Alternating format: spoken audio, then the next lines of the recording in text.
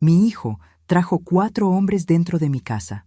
Se quedaba afuera, escuchando mientras ellos hacían lo que querían conmigo. Después entraba a mi cuarto y me golpeaba para que me quedara callada. Cuando cayó en el pasillo sangrando y me pidió socorro, yo prendí la televisión y vi un programa de venta de sartenes. Dejé que mi propio hijo muriera ahí en el piso. Y hoy voy a contar por qué. Buenas tardes, mis queridos. Buenas tardes, mis queridas. Mi nombre es Guadalupe Morales Hernández.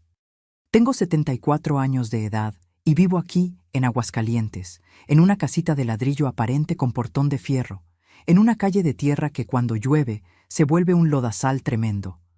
Nací aquí mismo, en esta ciudad calurosa donde parece que el sol nunca da tregua, y pasé mi vida entera entre estas calles polvorientas que todo mundo conoce, todo mundo.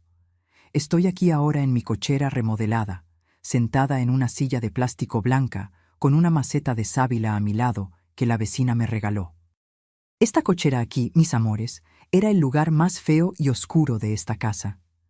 Tenía techo de lámina agujereado, piso agrietado, olor a moho y a óxido. Ni me gustaba pasar por aquí enfrente, pero después de que la remodelé, la pinté de azul cielo, le puse teja nueva y arreglé todo derechito, se volvió mi rinconcito preferido.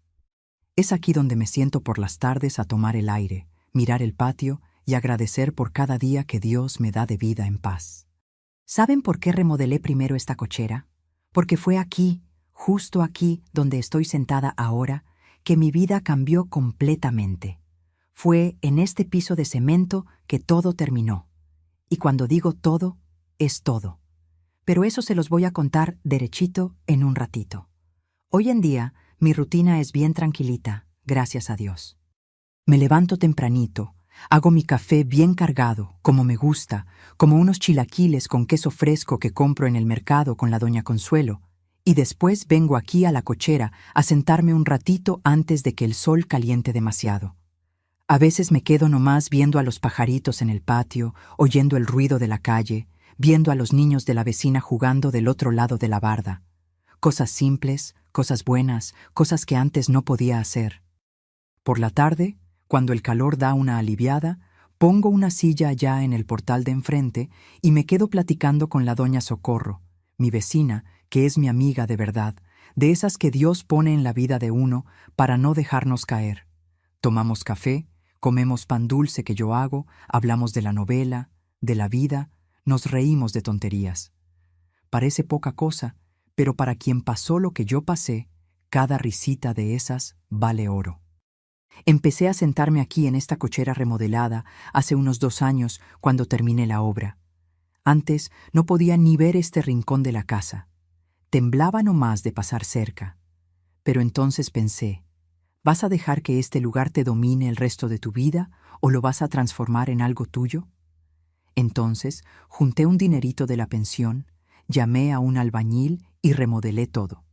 Pinté, arreglé, puse flores, transformé el lugar de mi dolor en el lugar de mi paz. Y ahora es aquí donde vengo todos los días a recordar que sobreviví. Antes de continuar mi historia, quisiera hacerles un pedidito especial a ustedes que me están viendo ahora. Cuéntenme aquí en los comentarios de qué ciudadcita me están viendo y qué hora del día es por allá.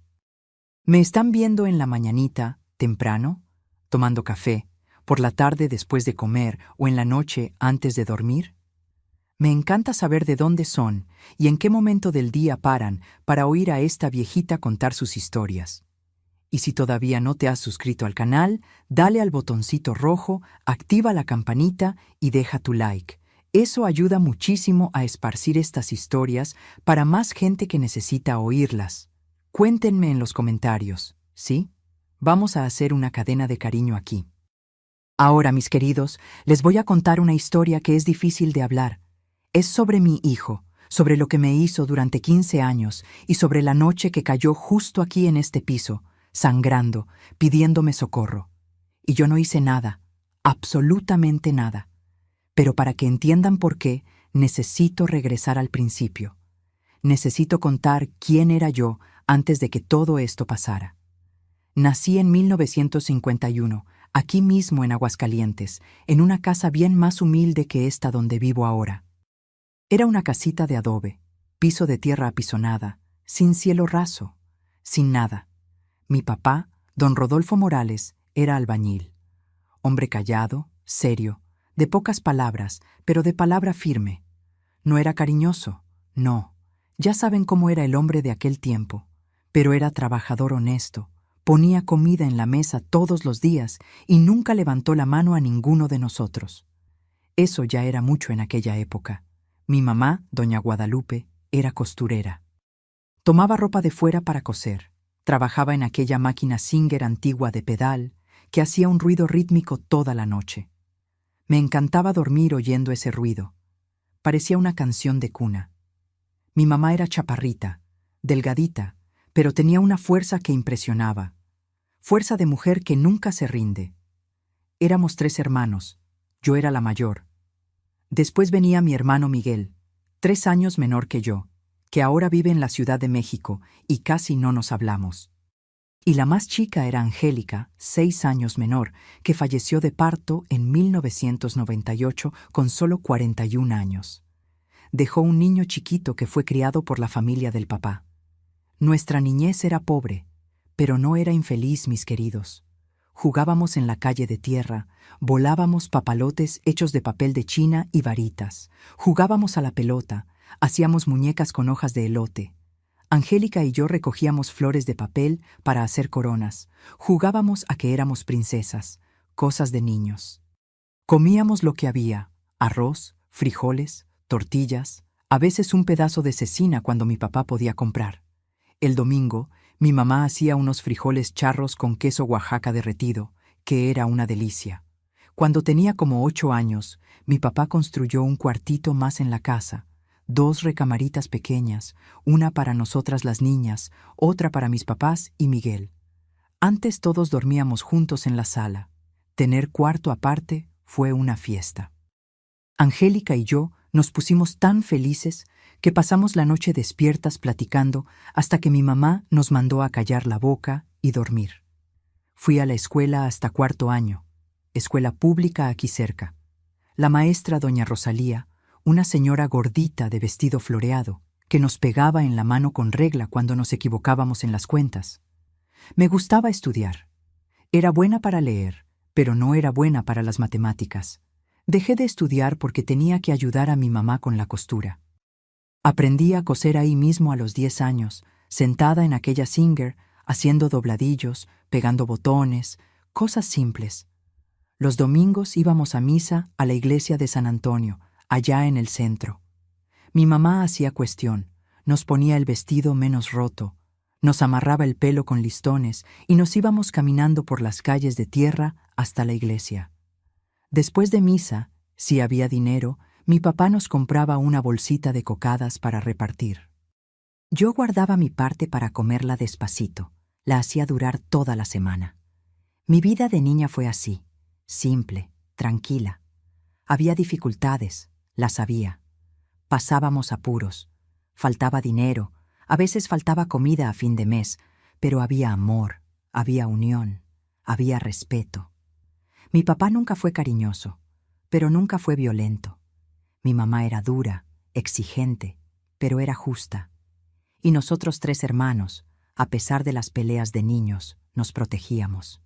Me acuerdo de una vez que a Miguel le pegó un muchacho más grande en la calle. Yo tenía como 12 años. Él tenía 9. Vi al muchacho empujando a mi hermano, insultándolo, pegándole en la cara. Yo agarré un palo y corrí hacia el muchacho. «Deja a mi hermano en paz, desgraciado». Le pegué con el palo hasta que salió corriendo. Miguel lloró de vergüenza porque lo había defendido su hermana, pero a mí no me importó. Era mi hermano. Iba a defenderlo. En aquel entonces, yo no sabía que años después iba a necesitar a alguien que me defendiera y nadie iba a aparecer. Cuando cumplí 13 años, empecé a ayudar a mi mamá, no solo con la costura, sino con otras costuras de fuera. Tomábamos encargos de vestidos de fiesta, ropa de boda, hacíamos a la medida. Yo era buena para pegar encaje, hacer acabados delicados. Mi mamá decía que tenía mano ligera. Me sentía orgullosa. Mi papá trabajaba mucho, salía tempranito, regresaba de noche, sucio de mezcla, cansado. A veces traía un dinerito extra, compraba carne para que mi mamá hiciera un guisado o compraba fruta en el mercado. Comíamos mango con chile. Era una fiesta, cosas simples pero que nos dejaban felices. En aquel entonces, Aguascalientes era más chico de lo que es hoy. Todo mundo conocía a todo mundo. Toda la calle sabía la vida de todos. Había chismes, claro, pero también había solidaridad. Cuando la vecina se enfermaba, mi mamá le llevaba comida. Cuando faltaba azúcar en casa, pedíamos prestado a la doña Carmela de al lado. Era así, una comunidad, la gente se ayudaba. Yo crecí creyendo que el mundo funcionaba de ese modo, que la familia protegía a la familia, que los hijos respetaban a la mamá, que las personas tenían bondad en el corazón. Yo no sabía que iba a crecer y descubrir que no todo hijo respeta, que no toda familia protege, que hay gente que nace de una y se vuelve el peor enemigo. Pero en aquel entonces yo era solo una niña que jugaba en la calle, cosía con la mamá, comía mango con chile y pensaba que la vida iba a ser siempre así, simple, pobre, pero segura. Yo no sabía que a los 18 años me iba a casar con un hombre que parecía bueno y que iba a morir muy temprano, y que iba a parir un hijo que me iba a destruir por dentro durante 15 años. No sabía nada de eso, y gracias a Dios que no sabía, porque si lo hubiera sabido, creo que no habría tenido fuerzas para vivir ni aquellos años felices de la niñez. Cuando entré a la adolescencia, seguí trabajando con mi mamá en la costura. A los 14 años, yo ya hacía un vestido entero solita, del corte al acabado. Mi mamá se sentía orgullosa, decía que tenía futuro, que podía abrir mi propio taller algún día. Yo soñaba con eso. Soñaba con tener mi propia máquina, mis propios clientes, mi independencia. A los 16 años conocí a Arturo. Él tenía 22. Era ayudante de camión, muchacho guapo, alto, cabello negro bien peinado, diente blanco, sonrisa grande. Pasaba enfrente de mi casa cuando regresaba del trabajo, me saludaba con la mano. Yo me ponía colorada. Mi mamá veía y rezongaba. Guadalupe, muchacha decente, no se anda riendo con los hombres en la calle. Pero me gustaba la atención. Noviamos 6 meses a escondidas. Él pasaba, platicábamos rápido, me agarraba la mano, cosas de noviazgo inocente, ¿saben? Después le pidió mi mano a mi papá. Mi papá aceptó. Nos casamos cuando yo tenía 18 años recién cumplidos, en 1969, en una ceremonia chiquita en la iglesia de San Antonio, la misma a la que iba desde niña. Yo usé un vestido que yo misma cosí, blanco, con encaje en la orilla. Estaba tan feliz ese día. Pensaba que había encontrado mi lugar en el mundo. Arturo era bueno conmigo al principio. Trabajaba, traía el dinero a casa, no tomaba demasiado, no me pegaba. Vivíamos en un cuartito rentado cerca del mercado, chiquito, pero era nuestro. Yo seguía cosiendo, él trabajaba en el camión. La vida iba bien. En 1971, con 19 años, quedé embarazada de mi primer hijo. Le puse Héctor, nombre que Arturo escogió por un tío suyo que había muerto en un accidente. El parto fue difícil, tardado, dolió muchísimo, pero cuando pusieron a ese niño en mis brazos, olvidé todo. Era chiquito, rojito, lloraba fuerte. Lo miré y pensé, a este lo voy a amar el resto de mi vida. No sabía que ese amor se iba a volver mi maldición. Arturo se puso feliz con el hijo. Ayudaba a cuidarlo, cambiaba pañales, lo arrullaba cuando lloraba de noche. Éramos una familia. Simple, pero feliz. 2 años después vino Patricia, mi única hija, niña linda, tranquilita, dormía toda la noche. Y en 1979 nació Ricardo, el más chico, que era la copia del papá. Risueño, juguetón, lleno de vida. Para ese entonces ya vivíamos en una casita que Arturo compró con mucho sacrificio. La misma casa donde vivo hasta hoy. Era chiquita, necesitaba arreglos, pero era nuestra, pagada. Eso daba un orgullo tremendo. Héctor creció bonito, niño listo, alegre, jugaba en la calle con los amigos, volaba papalotes, jugaba fútbol. Yo lo veía y veía futuro. Veía un hombre de bien, un hijo que iba a cuidarme cuando me pusiera vieja. Yo le cosía la ropa, le hacía la comida que le gustaba, lo protegía de todo. Mamá tonta, mamá que ama demasiado. Cuando Héctor cumplió 20 años en 1991, Arturo murió. Infarto en el trabajo. Murió en el momento, ni llegó al hospital. Todo fue muy rápido. Una semana estaba vivo, trabajando, riendo. A la otra estaba en el cajón. Quedé viuda a los 39 años, con 3 hijos que criar. Héctor ya era adulto, Patricia tenía 18, Ricardo era todavía adolescente con 12 años. Arturo dejó la casa a mi nombre y unos ahorros chiquitos, poquito, pero era algo. Guardé ese dinero con mucho cuidado, sabía que iba a necesitarlo. Fue una semana después del entierro que todo empezó a cambiar. Héctor vino a la cocina.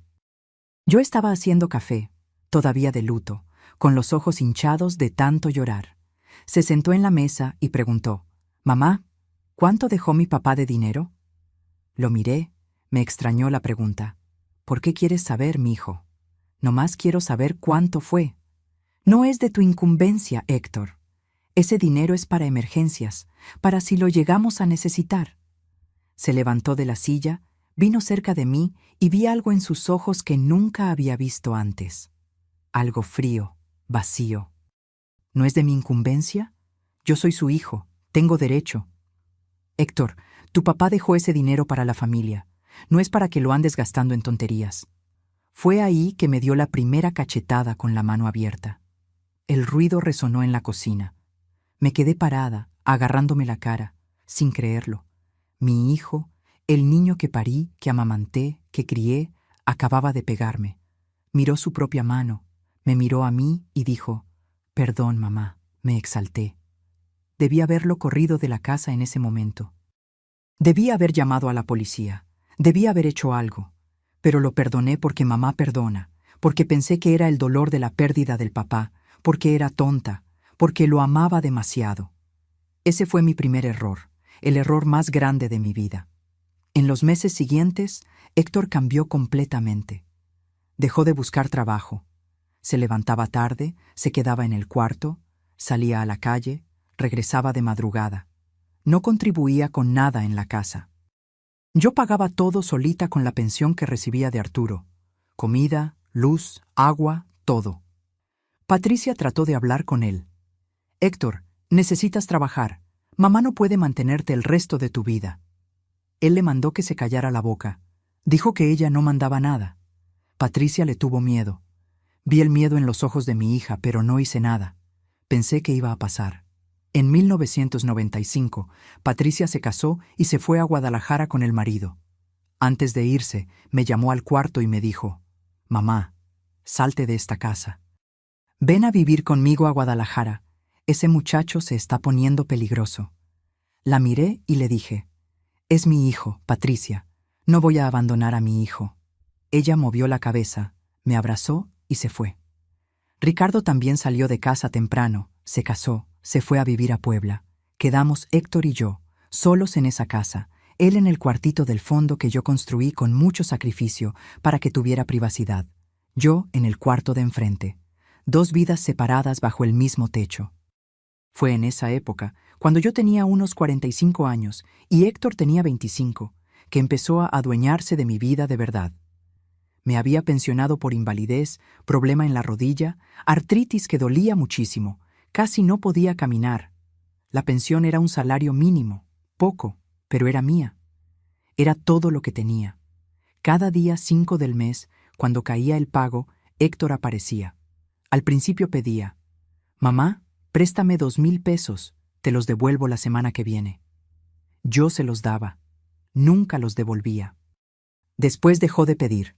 Pasó a exigir. «Dame 3,000». Cuando me resistía, me pegaba.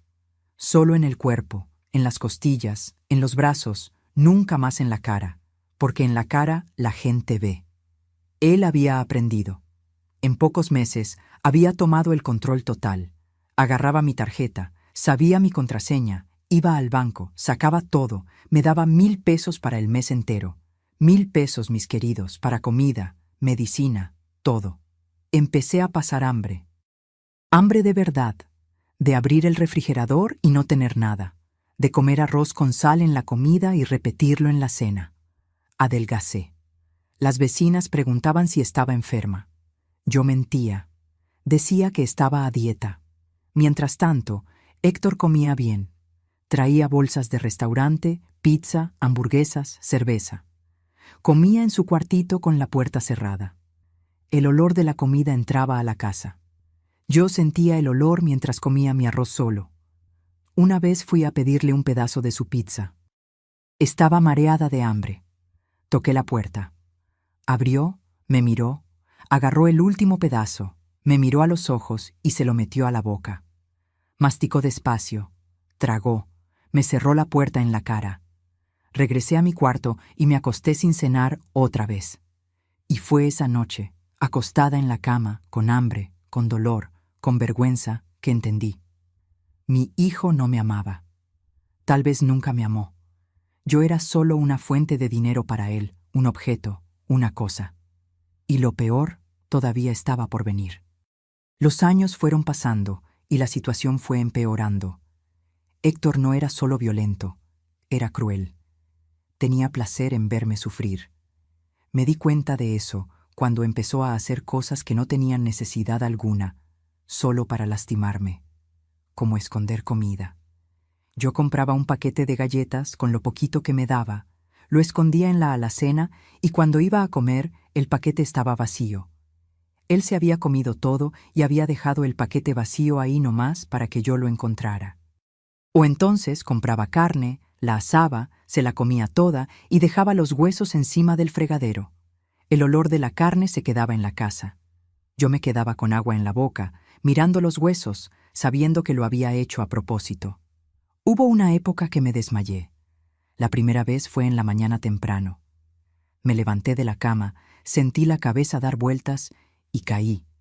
Me golpeé el hombro en el piso. Me quedé ahí acostada hasta que pude levantarme. No le conté a nadie. Tenía vergüenza. Vergüenza de admitir que estaba pasando hambre dentro de mi propia casa, causada por mi propio hijo. La segunda vez fue peor. Estaba en la cocina tratando de hacer un arroz con lo poquito que tenía. Sentí la vista oscurecerse. Traté de agarrarme de la mesa, pero no pude. Caí y me golpeé la cabeza en la esquina de la mesa. Me abrí una herida fea en la frente. Sangró mucho. La sangre me escurrió por la cara, goteó en el piso, manchó mi blusa. Me quedé ahí en el piso, medio mareada, viendo la sangre formar un charquito en el piso. Oí a Héctor salir de su cuarto, pasar por la cocina, mirarme tirada en el piso con sangre escurriendo, e irse. Salió por la puerta del frente, sin decir una palabra, sin preguntar si estaba bien, sin hacer nada. Me levanté sola. Limpié la sangre con un trapo de cocina. La mano me temblaba tanto que casi no podía agarrar el trapo. La cabeza me latía. Estaba mareada, débil, con miedo de caerme otra vez. Pero no podía caerme. No podía desmayarme de nuevo, porque si me desmayaba y no despertaba, nadie me iba a encontrar, a nadie le iba a importar. Me lavé la cara en el fregadero. El agua fría me ardió en la herida. Agarré una toalla apretada en la frente hasta que la sangre paró. No fui al hospital. No tenía dinero para el camión y Héctor no me iba a llevar. La herida cicatrizó chueca, mal cerrada. La cicatriz se quedó. Está aquí hasta hoy, del lado izquierdo de la frente. Cada vez que me veo en el espejo, la veo. Y me acuerdo de aquel día que caí sangrando en el piso de mi cocina y mi hijo pasó por encima de mí como si yo fuera basura. El hambre hacía que mi cuerpo se fuera rindiendo de a poco. Empecé a sentir dolor en el estómago, un dolor que quemaba, como si tuviera fuego por dentro. Mi cabello empezó a caerse. Me pasaba la mano por la cabeza y se me venían mechones enteros. Mi piel se puso seca, agrietada, mis uñas se quebraban. Me estaba deshaciendo, volviéndome ceniza, desapareciendo. Las vecinas notaban. Doña Guadalupe está tan flaca, está enferma. Yo mentía. Es dieta. El doctor me la mandó. Mentira. El doctor me había dicho que comiera más, que la anemia estaba peligrosa, que necesitaba carne, verduras, comida de verdad. Pero ¿cómo iba a comer si no tenía? Una noche desperté de madrugada con un hambre tan grande que dolía. El estómago me sonaba, se contraía, parecía que me estaba comiendo por dentro. Fui a la cocina, abrí el refrigerador. Había un pedazo de bolillo duro. Me lo comí con agua. Masticaba despacio, porque no tenía fuerza ni para masticar. Lloré mientras comía, las lágrimas cayendo en el pan duro, sal mezclada con la comida. Oí un ruido. Era Héctor en la puerta de su cuartito, parado, nomás en short, mirándome. Me vio ahí en la cocina de madrugada llorando, comiendo pan duro con agua. ¿Saben qué hizo? Se rió. Soltó una risita corta, seca, regresó a su cuarto. Cerró la puerta. Esa noche pensé en morirme. Pensé en agarrar el frasco de medicina del armario y tomarme todo, acabar con aquello de una vez. Pero entonces miré por la ventana de la cocina. Estaba amaneciendo, el cielo se estaba poniendo clarito. Y pensé, no, no me voy a morir, no le voy a dar ese gusto. Pero el hambre era solo el principio. Lo peor vino cuando empezó a traer gente a mi casa. Al principio era solo un amigo u otro. Mamá, Javier va a dormir aquí hoy. Me extrañaba, pero no reclamaba. Javier dormía en la sala, se iba al otro día. Pero entonces empezaron a venir 2, 3, cada semana. Hombres que yo no conocía, hombres que me miraban de un modo que me daba miedo, que se reían cuando yo pasaba, que cuchicheaban con Héctor en la cochera. Yo preguntaba, Héctor, ¿quiénes son esos hombres? ¿Por qué vienen aquí a cada rato? Él respondía, no es de tu incumbencia, vieja. Quédate callada. Vieja. Había dejado de llamarme mamá. Ahora era vieja, como si yo fuera un peso, un estorbo, una cosa que le estorbaba en su vida. Una noche desperté con ruido en el pasillo. Eran casi las 2 de la mañana. 3 hombres dentro de mi casa, borrachos, hablando fuerte, riéndose. Uno de ellos vino hasta la puerta de mi cuarto, trató de empujarla. Yo grité el nombre de mi hijo. Héctor, Héctor, ven acá. Apareció allá al fondo del pasillo, me miró al hombre en la puerta de mi cuarto, ¿y saben qué dijo? Quédate callada, mamá. Él nomás quiere platicar. Platicar a las 2 de la mañana en el cuarto de una señora de casi 70 años, 3 hombres borrachos. Gracias a Dios, doña Socorro, mi vecina, oyó mi grito y vino a tocar la puerta. Los hombres salieron refunfuñando. Héctor regresó a su cuartito, como si no hubiera pasado nada. Me quedé toda la noche despierta, sentada en la cama, con la silla recargada en la puerta, temblando. Al día siguiente lo encaré. ¿Qué querían esos hombres en mi cuarto, Héctor? Me miró con esa mirada fría que me helaba el alma. ¿Usted quiere comer este mes? Entonces no pregunte. Entendí. Entendí todo en ese momento. Mi hijo me estaba usando como moneda de cambio. Estaba ofreciendo acceso a mí para pagar deudas, como si yo fuera un objeto, una cosa sin valor. Debí haberme salido de la casa ese día. Debí haberme ido, pedido ayuda, hecho algo. Pero no tenía a dónde ir. No tenía dinero, no tenía a nadie. Patricia estaba en Guadalajara y casi no nos hablábamos. Ricardo estaba en Puebla con su vida. Estaba sola, completamente sola. Y aquello pasó más veces. No cada semana, pero pasaba. Los hombres venían, yo me encerraba en el cuarto con la silla recargada en la puerta, rezaba, lloraba bajito para que nadie oyera. A veces la tranca aguantaba, a veces no. Cuando no aguantaba, Dios mío, mis queridos, no tengo palabras para describir lo que era aquello. La desesperación, la humillación, el miedo, el dolor de saber que del otro lado de esa puerta estaba mi propio hijo, oyendo, sabiendo lo que estaba pasando y no haciendo nada para protegerme. Me quedaba encogida en la esquina del cuarto, abrazada conmigo misma, temblando, rezando bajito para que aquello acabara pronto. Padre nuestro que estás en los cielos, santificado sea tu nombre. Repetía el rezo sin parar. Era lo único que me mantenía entera, que no me dejaba enloquecer. Pero había algo peor todavía, peor que todo.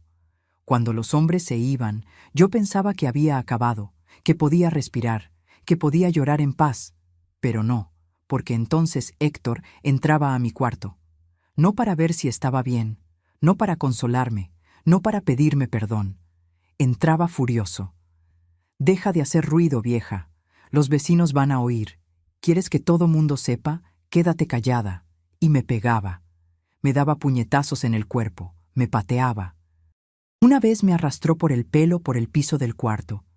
Sentía mechones de cabello arrancándose del cuero cabelludo.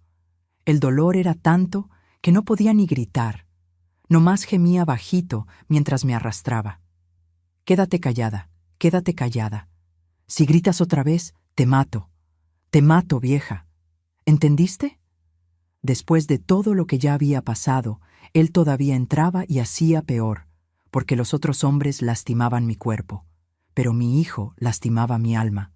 Él destruía lo poquito que todavía quedaba de mí.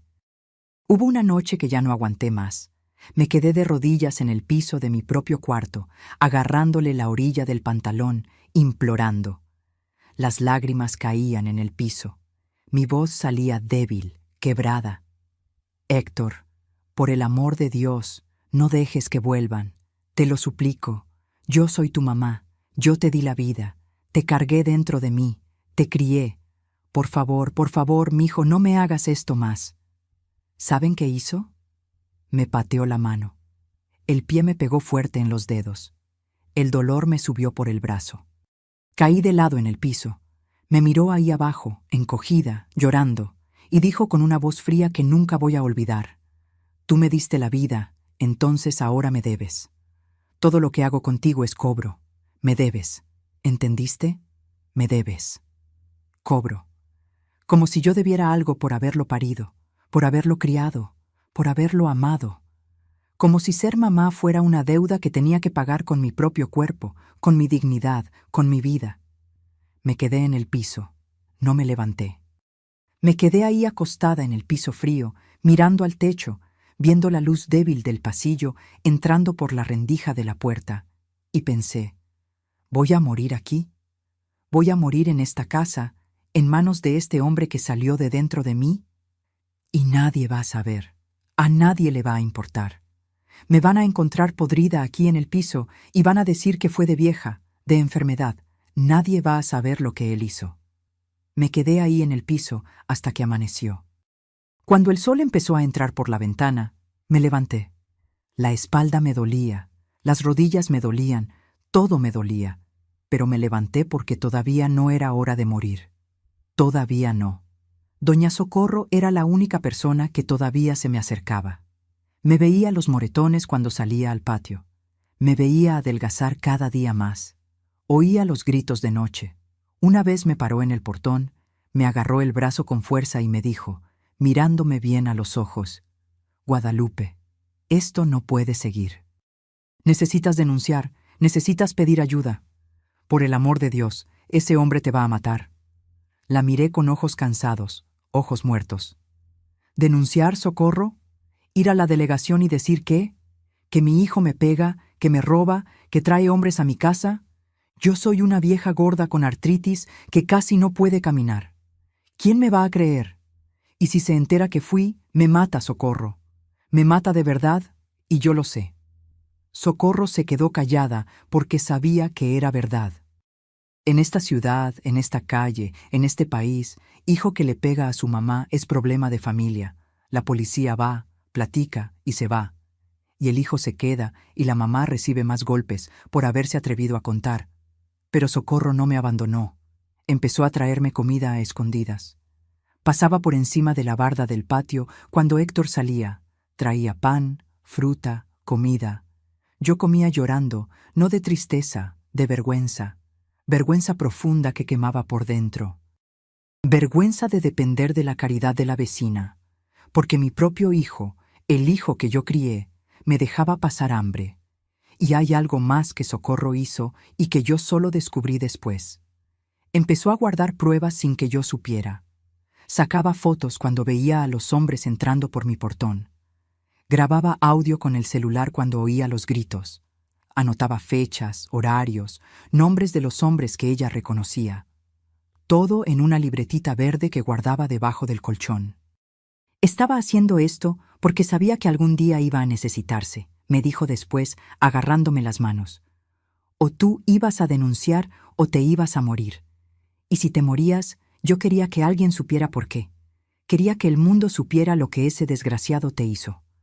El año era 2019. Yo tenía 68 años. Héctor tenía 48. Hacía casi 15 años que todo aquello había empezado. 15 años recibiendo golpes, 15 años pasando hambre, 15 años siendo tratada como basura por mi propio hijo. Estaba cansada, tan cansada que a veces me acostaba en la cama y pensaba, ¿será que si no despierto mañana sería mejor? Fue en septiembre de ese año que recibí la llamada telefónica. Era una mujer que no conocía, hablando desde Puebla. Voz temblorosa, nerviosa. ¿Usted es mamá de Ricardo? Mi corazón se heló. Sí. ¿Por qué, señora? Lo siento mucho. Su hijo sufrió un accidente de moto. Él no resistió. El mundo giró. Mis piernas fallaron. Me senté en el piso de la sala con el teléfono en la mano. No caí. Me senté despacio, deslizándome por la pared hasta quedar en el piso. El teléfono todavía en mi oído, la voz de la mujer hablando, pero yo ya no oía nada. Solo un zumbido, un vacío enorme. Ricardo, mi hijo más chico, el niño risueño, juguetón, lleno de vida, el niño que me abrazaba fuerte cuando era chico, que me decía mamita, muerto a los 40 años. Accidente de moto. Me quedé ahí sentada en el piso no sé cuánto tiempo. 1 hora, 2. El teléfono se me cayó de la mano. El sol se movió por la ventana. La luz cambió y yo seguía ahí, sentada en el piso, recargada en la pared, con el pecho tan apretado que casi no podía respirar. No tenía dinero para ir al entierro. Héctor había agarrado toda mi pensión, como siempre. Fui a su cuartito. Estaba acostado en la hamaca, metido en el celular, riéndose de algo en la pantalla. Héctor, mi voz salió ronca. Tu hermano murió. Necesito dinero para ir al entierro. Ni levantó los ojos del celular. Siguió bajando la pantalla, soltó una risita de algo que vio, respondió sin mirarme. Ya está muerto. ¿Ir allá va a cambiar qué? Me quedé parada, mirando a mi hijo, al hombre que había salido de dentro de mí, que tenía la misma sangre que Ricardo, que había crecido junto, jugado junto, dormido en el mismo cuarto cuando niños. Y él estaba ahí riéndose con el celular, diciendo que el hermano muerto no importaba. Dame el dinero, Héctor. Traté de hablar firme, pero mi voz temblaba. No tengo. ¿Tienes? Agarraste toda mi pensión ayer. Dame aunque sea una parte. Necesito ir al entierro de mi hijo. Se levantó de la hamaca despacio, metió el celular en la bolsa, vino caminando hacia mí y vi en sus ojos esa cosa que siempre me daba miedo. Ese vacío, esa frialdad. Me empujó contra la pared del cuartito, el brazo presionando mi cuello. No podía respirar bien. Sus manos eran fuertes. Traté de quitarlo, pero no pude. ¿Tu otro hijo murió y quieres que yo pague el pasaje? Él nunca se preocupó por ti. Ninguno de los dos se preocupó. ¿Quién se quedó aquí? ¿Quién está cuidándote? ¿Yo? Entonces cállate. Me soltó con un empujón. Caí de rodillas en el piso. Él regresó a la hamaca como si nada hubiera pasado. Se acostó, agarró el celular de nuevo. Me levanté despacio, salí del cuartito, fui a mi cuarto, cerré la puerta y lloré. Lloré todo lo que tenía guardado. Lloré por Ricardo que había muerto. Lloré porque no iba a poder despedirme de mi hijo. Lloré porque el otro hijo, el que estaba vivo, era un monstruo que yo misma había criado. No fui al entierro de mi propio hijo. Me quedé sentada en la silla de la cocina todo el día, mirando la pared, sin comer, sin tomar agua, nomás sentada. Mientras en Puebla estaban enterrando a Ricardo, yo estaba aquí encerrada en esta casa, sin poder despedirme, sin poder besar su frente una última vez, sin poder decirle que lo amaba. Esa noche, Héctor salió a tomar. Regresó de madrugada borracho, riéndose fuerte, cantando, tropezándose con los muebles. Su hermano había muerto en la mañana y él estaba borracho, riéndose en la noche. Golpeó la pared del pasillo, tiró un cuadro, lo quebró, se rió más todavía, entró al cuartito cantando. Fue esa noche, acostada en la cama, oyéndolo reír y cantar mientras Ricardo estaba siendo enterrado, que algo se rompió dentro de mí. No fue enojo, fue claridad. Una claridad fría, dura, que vino de un lugar profundo que ni sabía que existía. Tengo 68 años. ¿Cuánto tiempo me queda? ¿5 años? ¿10? ¿Voy a pasar el resto de mi vida así? ¿Voy a morir en manos de este hombre? ¿Voy a dejar que lo último que sienta en esta vida sea su patada, su puñetazo, su risa? La respuesta vino clara como el agua. No. Al día siguiente, cuando Héctor salió, doña Socorro vino a la casa, se sentó conmigo en la cocina, me agarró la mano. Tenía lágrimas en los ojos. Guadalupe, necesitas salir de esto, te voy a ayudar. No importa lo que decidas hacer, voy a estar de tu lado, pero necesitas salir de esto antes de que te mate. No hay cómo salir, Socorro. ¿A dónde voy? No tengo dinero, no tengo a nadie, no tengo nada. Sí tienes. Me tienes a mí y tienes la ley. Hay gente que puede ayudar, nomás necesitas pedir. Sacó la libretita verde de la bolsa, la abrió enfrente de mí, me mostró página tras página. Fechas, horarios, nombres, fotos de los hombres entrando por el portón, pedazos de audio donde se oía mi grito ahogado.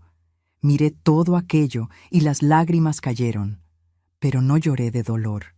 Lloré porque alguien había visto, a alguien le importó, alguien anotó, alguien guardó prueba de que aquello había pasado, de que yo no estaba loca, de que no era mentira. Socorro, ¿hiciste todo esto? Sí, porque eres mi amiga, porque nadie merece lo que estás pasando y porque no voy a dejar que te mate. Fuimos a la Defensoría Pública juntas. Le conté todo a la LIC. Mónica, la defensora, una muchacha joven, seria, de mirada firme, que no desviaba. Oyó sin interrumpir, anotó todo. Cuando terminé, dijo: «Doña Guadalupe, usted fue víctima de violencia doméstica, privación de libertad, apropiación de ingreso y otras cosas. ¿Quiere denunciar?» «Quiero, pero no ahora». Frunció el ceño. «¿Por qué?» «Porque si denuncio ahora, hoy se entera y se escapa o me mata antes de escaparse. Quiero que lo agarren de un modo que no pueda huir, que no tenga tiempo de hacer nada. ¿Entiende?» La LIC. Mónica miró a doña Socorro. Doña Socorro me miró a mí. Las tres nos quedamos en silencio. «Está bien, doña Guadalupe. Vamos a hacerlo a su modo, pero en el momento correcto usted me avisa y yo acciono todo de una vez». Armamos un plan. La Defensoría metió solicitud de orden de protección preventiva, que se activaría en el día correcto cuando yo mandara la señal. La delegación fue avisada. Todo listo, esperando el momento. Regresé a casa, hice café, limpié la cocina, esperé a que Héctor regresara. Cuando llegó, le serví comida, como siempre, callada, obediente, invisible. Comió sin mirarme, refunfuñó que estaba sin sal. Agarré el salero y lo puse enfrente de él sin decir nada. Pero por dentro, por primera vez en 15 años, sabía que tenía una salida, que tenía un plan, que no iba a morir en esa casa sin hacer nada. 3 semanas después, un jueves en la noche, Héctor trajo 4 hombres a la casa, borrachos, ruidosos, riéndose fuerte. Oí el portón abrirse, oí las voces. Mi estómago se heló, todo mi cuerpo empezó a temblar. Pero esta vez, antes de encerrarme en el cuarto, antes de rezar, antes de tener miedo, hice algo. Le mandé mensaje a doña Socorro. Una sola palabra. Hoy. Socorro llamó a la LIC. Mónica, que llamó a la delegación, que mandó la patrulla. Todo pasó rápido. Los hombres entraron. Héctor se fue a su cuartito. Yo traqué mi puerta. La tranca nueva que Socorro había cambiado sin que él supiera. Tranca reforzada, con 3 llaves, pesada. Oí los pasos en el pasillo. Oí la risa. Oí a alguien decir mi nombre. Oí a alguien intentar la manija. Esta vez la tranca aguantó. Empujaron. 1 vez, 2, 3. Patearon, insultaron, gritaron. Héctor apareció en el pasillo gritando: «¡Abre esa puerta, vieja! ¡Abre!». Me senté en la cama, abracé la almohada, cerré los ojos y esperé. 8 minutos después, llegó la patrulla. Sirena, luz azul y roja, entrando por la ventana. 2 policías entraron por el portón. Encontraron 4 hombres borrachos en el pasillo, tratando de romper la puerta de una anciana de 68 años. Los 4 fueron detenidos. Héctor trató de brincar la barda del fondo. Un policía lo agarró en el callejón. Gritó: «¡Suéltenme! Vivo aquí. Es la casa de mi mamá». El policía lo miró y dijo: «Es exactamente por eso que está detenido». Cuando los policías se fueron y la casa quedó vacía, salí del cuarto despacio, abrí la puerta, miré al pasillo. Estaba silencioso, vacío. Por primera vez en 15 años, silencioso de verdad. Me senté en el sillón de la sala y lloré. Lloré todo lo que había aguantado durante años. Lloré por Ricardo, que había muerto y que no pude enterrar. Lloré por la vida que perdí. Lloré por la mujer que era antes de todo esto. Lloré por la mamá que fui y por el hijo que crié. Y cuando terminé de llorar, me levanté. Fui a la cocina, hice café, me lo tomé sentada en la mesa, mirando por la ventana, viendo el día amanecer. Era el primer día de mi libertad.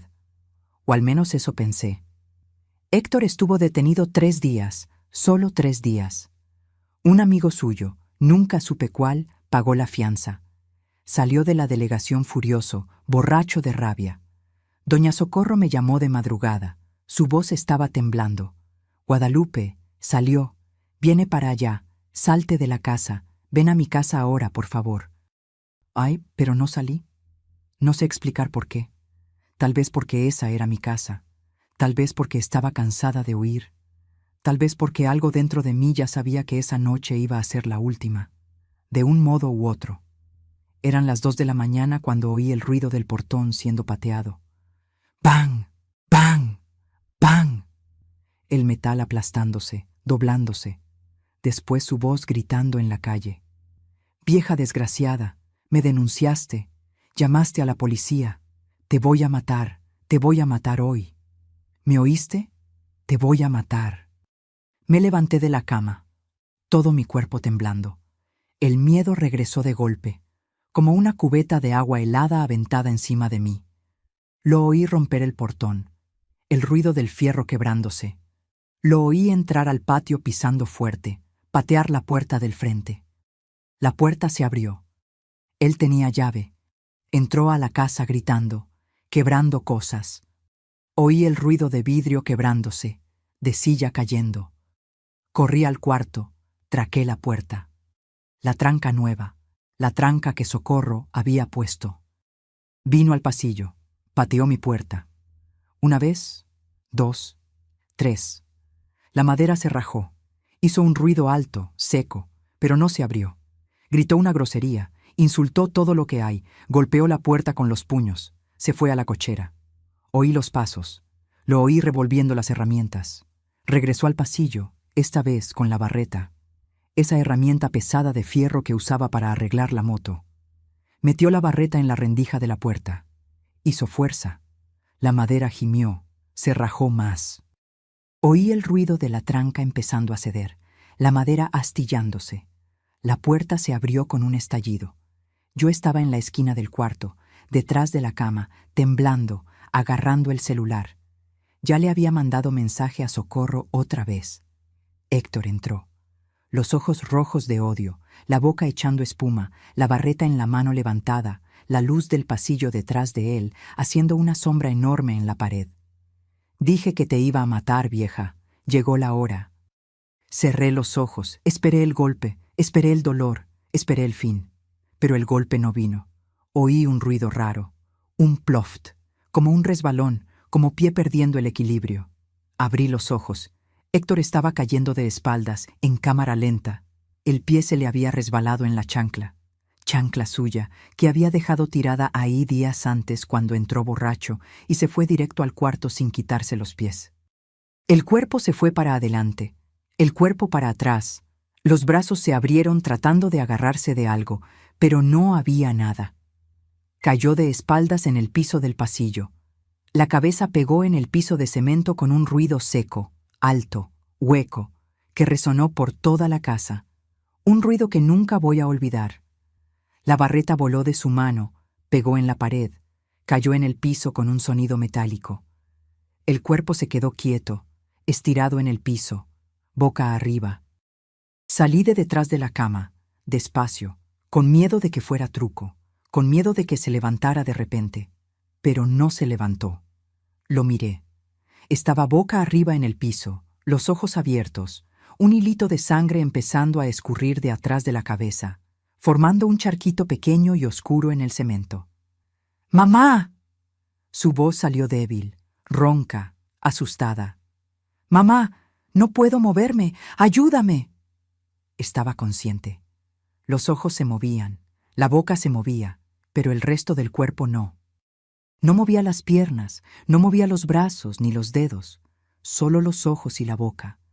La caída había hecho algo en la columna o en el cuello. No sabía qué, solo sabía que estaba en el piso, paralizado, sangrando. «Mamá, llama a la ambulancia, por favor. No puedo respirar bien, mamá». Lo miré, me quedé mirándolo por un tiempo largo. Vi las manos que me habían pegado durante 15 años. Las manos que me dieron puñetazos, que me arrastraron por el piso, que me empujaron contra la pared. Vi la boca que me llamaba vieja, que se reía cuando yo lloraba, que decía que me tardaba en morir. Vi los ojos que miraban cuando yo suplicaba y no sentían nada, absolutamente nada. Vi también al niño que parí, que amamanté, que arrullé cuando lloraba de cólicos, que protegí de todo, que amé más que nada en la vida. Y no sentí nada, absolutamente nada. Salí del cuarto, pasé por encima de él en el pasillo despacio, mirándolo ahí abajo. Trató de mover la cabeza para seguirme con los ojos, pero no pudo mucho.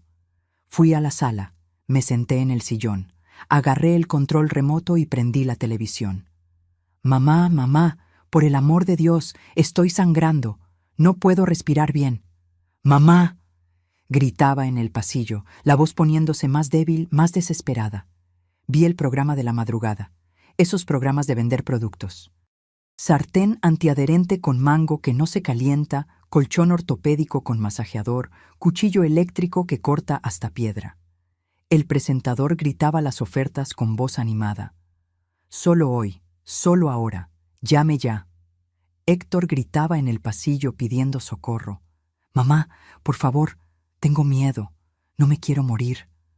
2 gritos al mismo tiempo. Yo le ponía atención solo a uno. Me quedé pensando. Esa sartén eléctrica se ve buena. Cocina solita, no necesitas estar moviendo. ¿Será cara? ¿Con mi pensión podré comprarla? Me llamaba mamá ahora. No vieja, mamá. La misma boca que decía, «Quédate callada, vieja», estaba diciendo, «Mamá, ayúdame». La misma boca que se rió cuando me vio comiendo pan duro de madrugada, estaba suplicando socorro. Prendí la televisión porque era lo que él hacía. Cuando los amigos estaban en mi cuarto haciendo lo que querían conmigo, él prendía la tele en su cuartito para no oír mis gritos, para fingir que no estaba pasando nada. Ahora yo prendí la tele para no oír sus gritos, para fingir que no había un hombre muriendo en el pasillo de mi casa. No llamé a la ambulancia. No me levanté del sillón. No volteé para atrás ni una sola vez. Doña Socorro llegó como 20 minutos después. Entró corriendo por la puerta que estaba abierta. Vio a Héctor en el piso. Vio la sangre que había formado un charco más grande ahora. Me vio a mí sentada en el sillón viendo la tele. «Guadalupe, por el amor de Dios, el muchacho está en el piso. Está sangrando mucho». «Lo sé, Socorro. Necesitas llamar a la ambulancia ahora». La miré con una calma que no era calma. Era cansancio de quien gastó toda la emoción que tenía en la vida. Llama tú, Socorro. Yo ya me cansé de socorrer a quien nunca me socorrió. Socorro se quedó mirándome, la boca abierta, sin creerlo. Después miró a Héctor. Estaba casi inconsciente, los ojos cerrándose, la respiración débil. Agarró el celular, llamó a la ambulancia. Llegaron en 40 minutos, 40 minutos largos. Héctor estaba inconsciente cuando entraron. Perdió mucha sangre. El charco se había esparcido por todo el piso. El traumatismo en la cabeza era grave. Lo subieron a la camilla. Uno de los paramédicos me miró y preguntó: ¿Va a ir con él, señora? No. Pero usted es la mamá. Sí. Y fue exactamente por eso que está ahí en esa camilla. Porque fui mamá de más, perdoné de más, aguanté de más. Ahora me cansé. Llévenlo. El paramédico me miró con cara rara. No dijo nada. Se lo llevaron. Cuando la ambulancia se fue y la casa quedó vacía otra vez, apagué la tele. Me levanté del sillón, fui al cuarto, miré al pasillo antes de cerrar la puerta.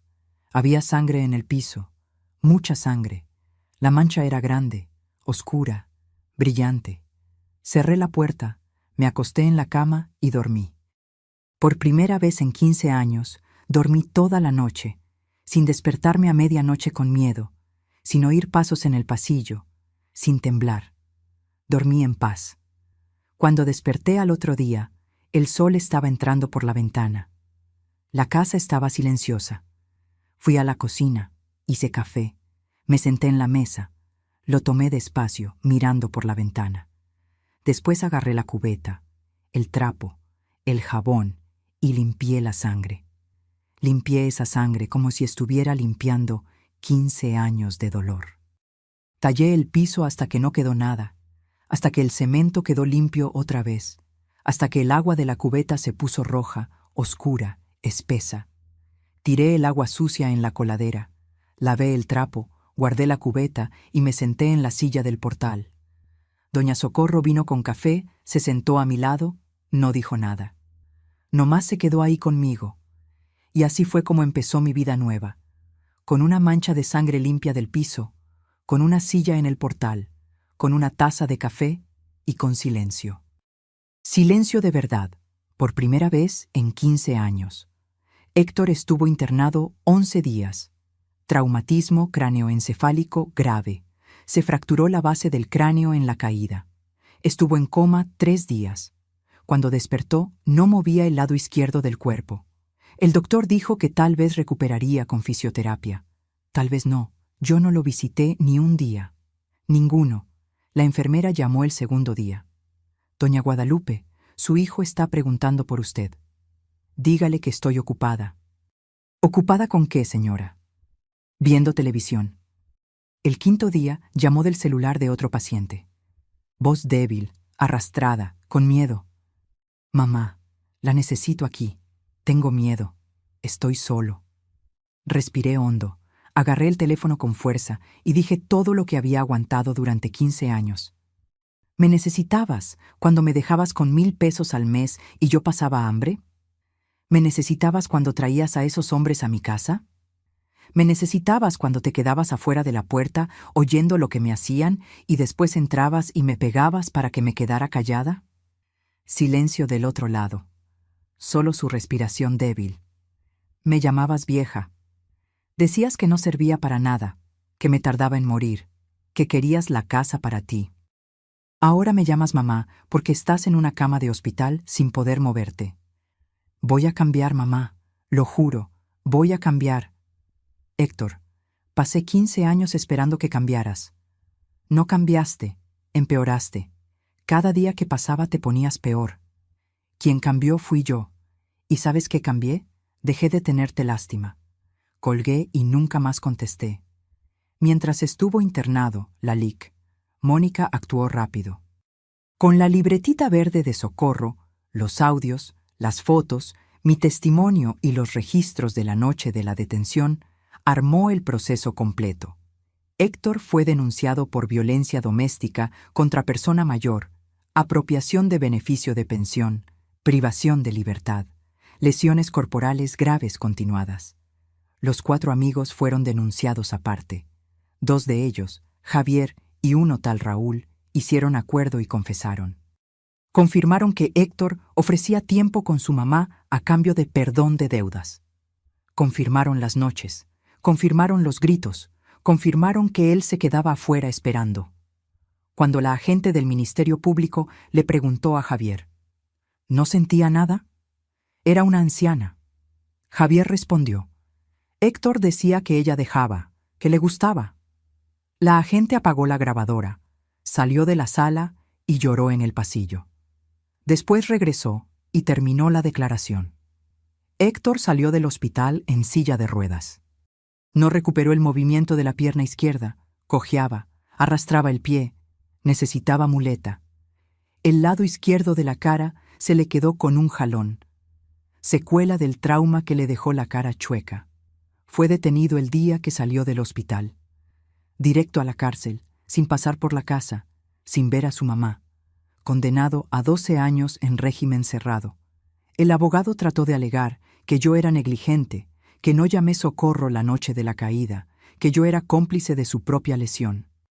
El juez miró al abogado y dijo, la señora estuvo 15 años pidiendo socorro y nadie le llamó a nada. ¿Ahora usted quiere que ella socorra a quien iba a matarla? El abogado se quedó callado. Una semana después de la condena, Patricia llamó. Había visto en los sitios de noticias de Guadalajara. La historia se había esparcido. Mamá, ¿por qué nunca me contó? Respiré hondo. La pregunta que esperaba desde hace años. ¿Por qué te fuiste, Patricia? Te fuiste a Guadalajara y no volteaste para atrás. Te llamé en 2018, el Día de las Madres. No contestaste. Te mandé mensaje en tu cumpleaños. Lo viste y no respondiste. Me dejaste sola con él. ¿Y ahora quieres saber por qué no te conté? Lloró del otro lado de la línea. No conté porque no tenía a quién contarle. Yo gritaba y nadie oía. La vecina oía, pero no podía hacer mucho. La ciudad oía, pero fingía que no. Tú oías porque sabías cómo era él antes de irte, pero preferiste huir. Mamá, no sabía que era tan... Sabías, Patricia, sabías. Nomás escogiste no ver. Es más fácil así. Patricia vino a Aguascalientes la semana siguiente. Llegó en camión, entró a la casa y me encontró sentada en el portal tomando café. Flaca, marcada, con la cicatriz en la frente, pero de pie, viva, entera. Nos abrazamos sin palabras, lloramos juntas, un llanto de años guardado. Patricia se quedó una semana. Limpió toda la casa, compró despensa, me llevó al doctor a hacerme estudios, cambió todas las cerraduras otra vez, esta vez con 4 trancas en cada puerta. Cuando se iba a ir, le dije, no necesitas quedarte, Patricia. Me las arreglé solita todo este tiempo. Me las arreglo ahora. Nomás no desaparezcas otra vez. Patricia no desapareció. Llama cada semana, manda dinero cada mes a mi tarjeta. Mandó instalar cámaras en toda la casa. No es suficiente para borrar los años que se quedó lejos, pero es más de lo que cualquier persona hizo por mí en 15 años. Hoy, a mis 74 años, mi vida es completamente diferente. Me levanto temprano, hago mi café bien cargado, como mis chilaquiles con queso fresco, me siento en la cochera remodelada, esa cochera azul que pinté. Veo a los pajaritos, tomo mi aire, agradezco por cada día. La casa es solo mía ahora. Cambié el cuartito del fondo donde él vivía. Lo hice depósito de cosas viejas. Puse sus cosas en bolsas de basura y las dejé en la banqueta. La vecina preguntó, ¿no va a guardar para cuando salga de la cárcel? Respondí, cuando salga yo ya no voy a estar aquí, y la casa va a ser de Patricia, que se las arregle. Por la tarde me siento en el portal con doña Socorro. Tomamos café, comemos el pan dulce que yo hago con harina fresquita del mercado, hablamos de la novela, de la vida, nos reímos de tonterías. Cada risita vale oro para quien pasó lo que yo pasé. A veces voy al mercado a comprar mis cosas. Platico con las vecinas. Voy a la iglesia de San Antonio los domingos, la misma iglesia a la que iba cuando niña. Cosas simples, cosas que antes no podía hacer porque vivía con miedo.